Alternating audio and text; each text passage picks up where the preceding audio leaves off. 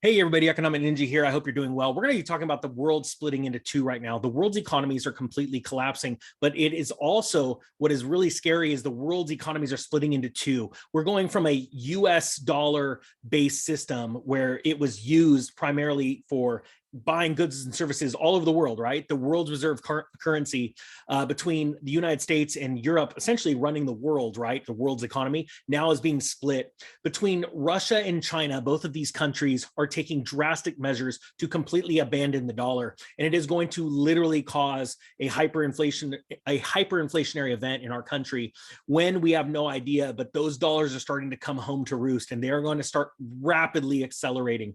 And the reason why I want people to understand this is our current administration is weak. And the facts are a high-ranking official in the government for Russia just clearly stated that if it wasn't for Biden being in, Putin would not have made a move into the Ukraine. And that is causing a big stir up. Now, I've got a new news story that's very important, but I want to first bring you back to when I first started covering the death of the petrodollar. And that was when Saudi Arabia inked a historic deal.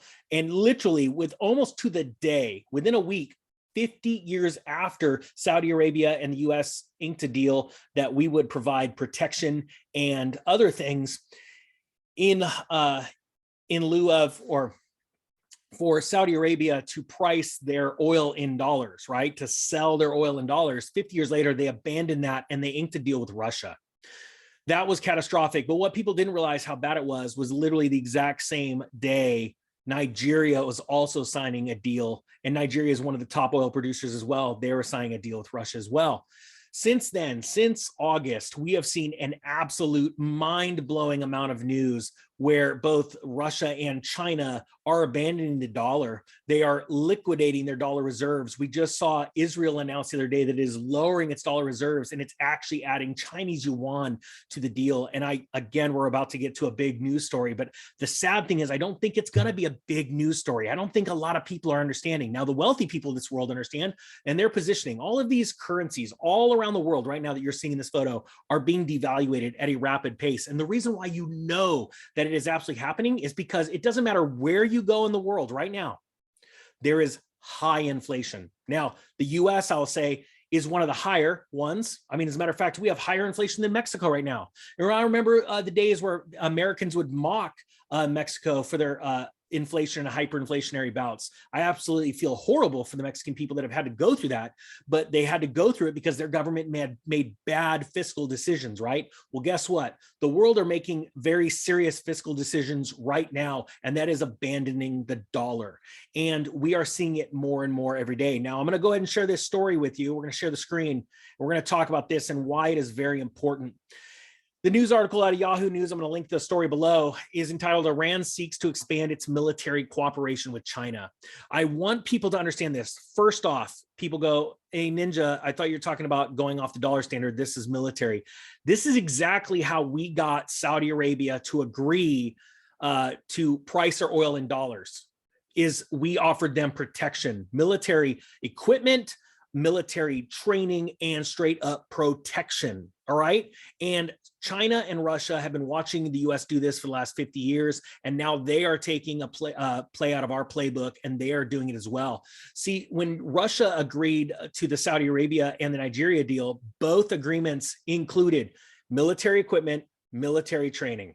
It didn't say protection, but it had those two things. And I'm telling you right now, that is exactly what is intended here. And Iran is seeking to hook up with China because they want the protection from the United States, and their attacking of their economy through use of sanctions using the SWIFT codes. And if you haven't been paying attention, China and Russia actually implemented something and built a program, a system better than the SWIFT codes that is faster and cheaper to use, way more high tech. I mean, SWIFT codes have been in use since the 50s. It is an archaic text messaging app that goes between banks and bank accounts. SIPS, which is a joint venture between China and Russia, is now live and running, but they developed that well over 12 years, or sorry, 8 years ago.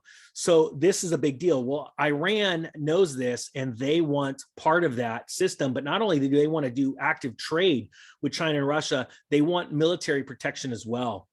It says right here, out of Tehran, Iranian President Rossi expressed Wednesday his government's desire for closer cooperation with China in remarks made during a visit by the Chinese defense minister, state media reported.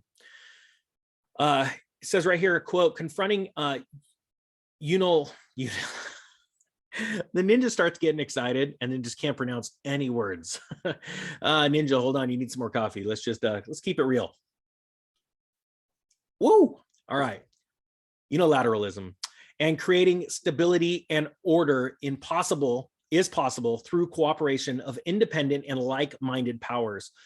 Rassi was quoted as saying. I want people to understand this. Let's look past the, I'm going to link this story below, guys, because I don't want to read any more words I can't pronounce. I want to make this very clear. The world's economy is collapsing, but in the middle of collapse, there is opportunity. That is how China looks at it for sure. That is how wealthy people look at it. That's how I look at it.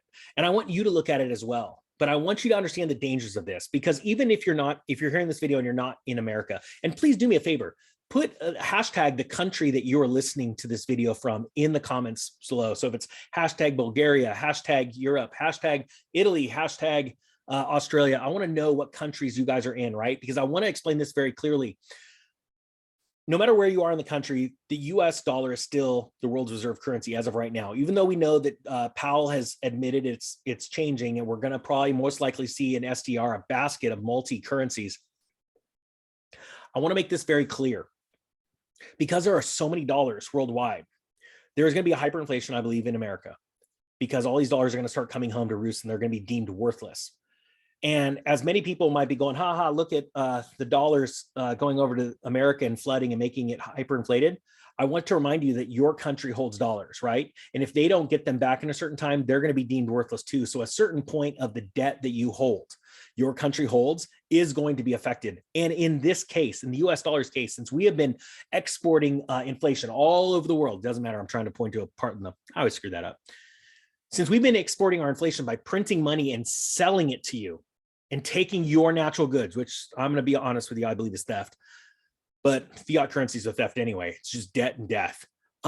What's going to happen is a lot of your nation's reserves, currency reserves, are held in dollars. If all of a sudden they start to become worthless and they're having a hard time getting rid of them, that is a certain amount. No matter how cool your country is or how wealthy you think it is, it's going to lose a certain percentage of its wealth. So I want to make that very clear. So what do you do? People are asking all the time, what do I do? Well, what do wealthy people do? During times of uncertainty, times of down markets, and this is not financial advice, I'm not a financial advisor. Wealthy people run to gold and silver. They absolutely do. They are different still than cryptocurrencies. They run to gold and silver because there's a finite amount of them. So as dollars are starting to, the velocity picks up around the world and they're trying to shove these dollars all over the world, what do? Gold and silver react. If you look at the hyperinflation that happened in Turkey or the hyperinflation that happened in Venezuela just recently, look at the price of gold and silver. They absolutely skyrocketed in those currencies. I believe the price of gold and silver over the next few years are going to explode in value in whatever currency you price it in. Why? Because we already see all these, inflation is rising and all of these currencies are falling in value. Every currency on the earth right now takes more of it today to buy something than it did yesterday or the week before. All right. And this is a global event. That's what I want people to realize, a global event. It's a big deal. So guys, with that being said, what do? You get outside of fiat currencies and you look to do what the wealthy do. And that is buy physical gold and silver, buy land, get out of debt.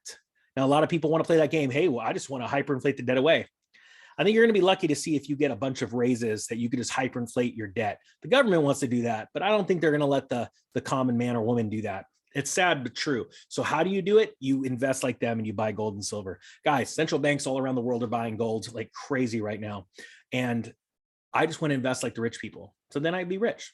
All right, guys, I hope you got something out of this. Hashtag the country you're listening to this from. I really appreciate you guys listening. The Economic Ninja is out.